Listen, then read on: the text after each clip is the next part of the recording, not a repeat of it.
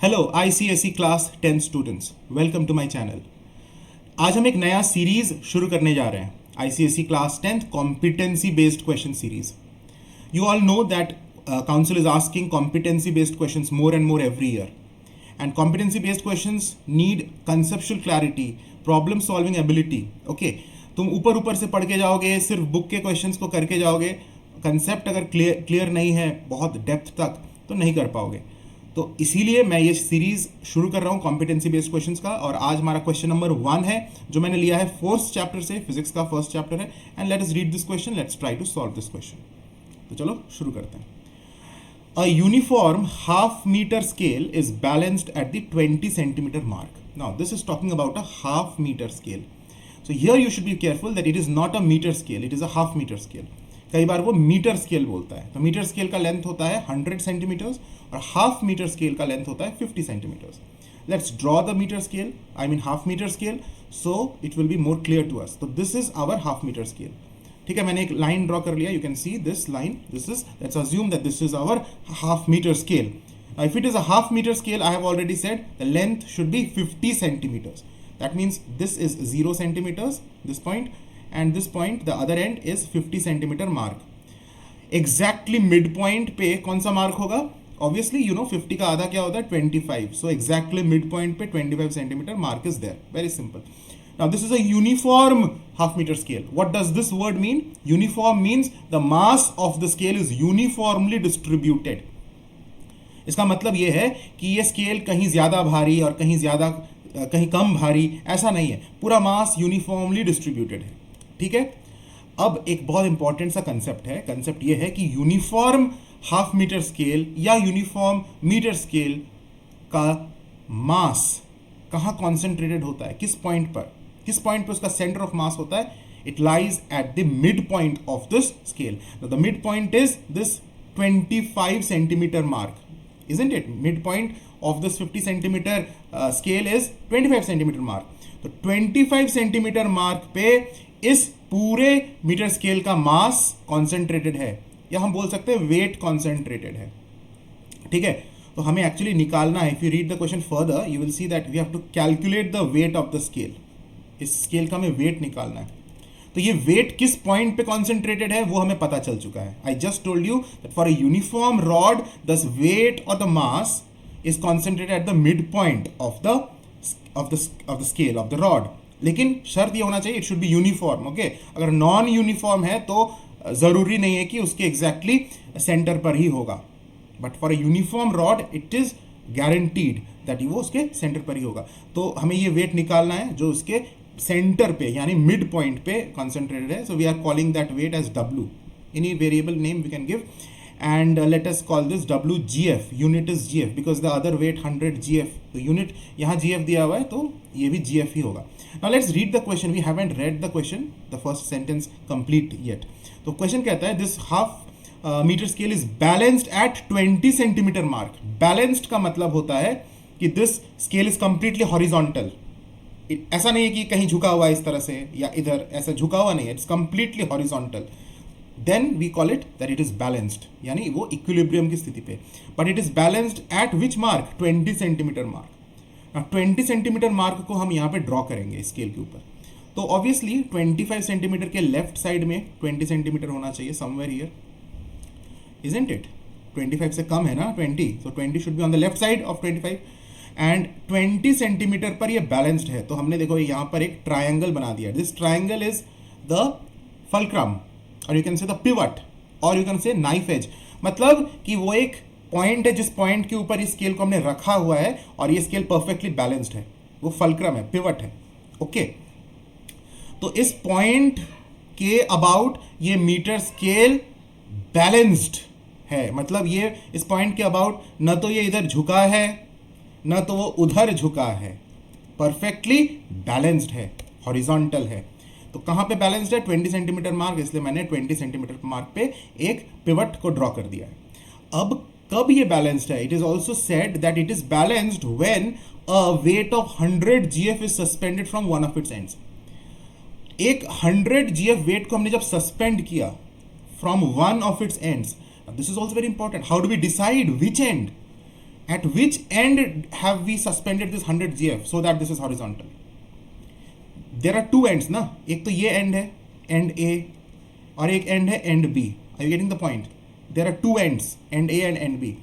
Now at which end this 100 GF must have been suspended so that this half meter scale is horizontal? That is the question. अब concept common sense लगाओ.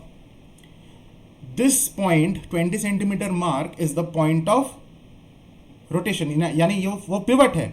The rod is free to move about this point 20 centimeter mark. Now this arm you see pivot say left side में, this is very small arm, and you see this particular arm which is on the right side of the pivot, that is quite large. If it is larger arm, that means this larger arm is already heavier than the smaller arm. Are you getting the point? This larger arm is already heavier than the smaller arm. तो इस heavier side में अगर मैं 100 GF को suspend कर दूं तो वो तो और झुक जाएगा. It will further bend because this side is already heavier than the smaller end, the smaller arm, already heavier because it's already bigger in terms of length. तो भारी साइड में वो ऑलरेडी वहां झुका हुआ है, फिर 100 GF वहां पे मैं सस्पेंड करूंगा तो वो और झुक जाएगा. So to counter balance the effect of this weight we have to suspend the 100 GF weight on this end, that means on 0 centimetre mark which is the smaller arm side. क्योंकि ये हल्का है तो ये हल्का है तो इधर मुझे 100 GF देना पड़ेगा सो दैट इस साइड का वेट और इस साइड का वेट रादर मोमेंट इक्वल हो जाए. तो हमने यहां पे 100 GF इधर सस्पेंड किया है. So this is how we decide that at which end have we suspended this 100 GF, because it is not written in the question, it is just written that this 100 GF is suspended from one of its ends. Now this becomes our responsibility to decide that which end have we suspended 100 GF. If we draw the wrong figure, our whole answer goes wrong. Now everything is clear. We have completed the diagram and now we can solve it in no time. Now they're asking calculate the weight of the scale.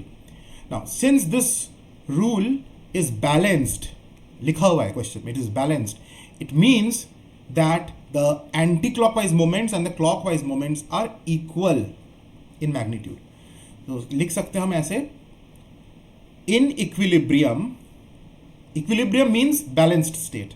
In equilibrium, anti-clockwise moment is equal to clockwise moment. ACWM is the short form of anti-clockwise moment. CWM is clockwise moment.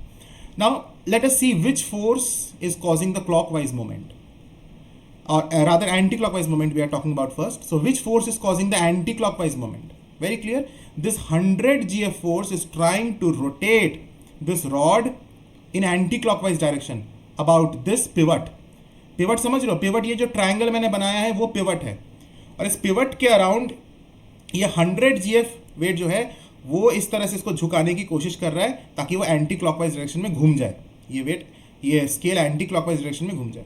That means the force which is causing the anti clockwise moment is 100 GF. And the force which is trying to cause, which is producing clockwise moment is the WGF, which we have to find, isn't it? Getting the picture clear? So 100 GF is causing the anti-clockwise moment, WGF is causing the clockwise moment, and both of the moments are equal. Only then this is balanced. The scale is balanced.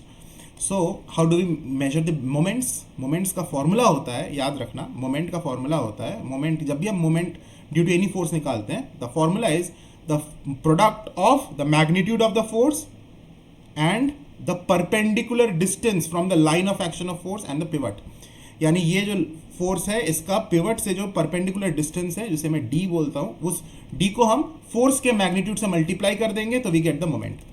So now we have to calculate both anti-clockwise and clockwise moment. So for anti-clockwise moment we are considering this force, so 100 GF and multiplied with this distance which is 20 centimeter, isn't it? This is 0, this is 20. So the distance of this 100 GF force from the pivot is 20 centimeter, equal to, now we have the clockwise moment. So we have to find clockwise moment. Again the same formula, the force multiplied with the distance. So what is the force? Force is W. And what is the distance of this W from pivot? 20 5 minus 20, isn't it? ये 20 है, ये 25 है, so this is 5 centimeters. Now anyone in the world can solve this. It is a class 6 child equation. Anyone class 6 बच्चा भी बना लेगा. 5 4s are 20 and you have 400 GF. Is there an option 400 GF? Yes, there is option D. That means option D is correct. 400 GF is the weight of the scale. तो इस तरह के और difficult questions आने वाले हैं. आज का क्वेश्चन तो थोड़ा सा इजियर साइड में था, कॉम्पिटेंसी बेस्ड, लेकिन हम इजी से लेकर हार्ड लेवल के क्वेश्चंस भी करेंगे. तो चैनल को अभी तक अगर सब्सक्राइब नहीं किए हो, नए अगर जुड़े हो, तो चैनल को सब्सक्राइब कर लेना, so that you do not miss out any of the questions of this competency based series. Okay, and press the bell icon also. So see you in the next video. Take care.